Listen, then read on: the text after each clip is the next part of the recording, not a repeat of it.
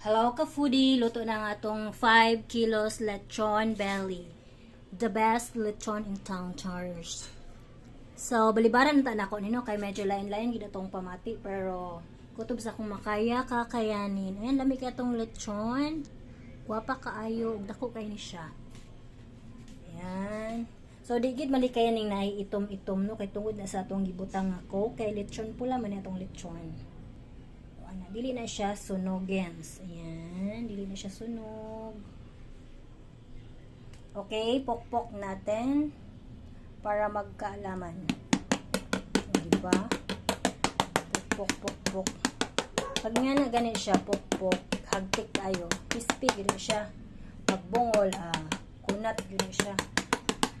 Okay, so always kita na ipakapin suka, no?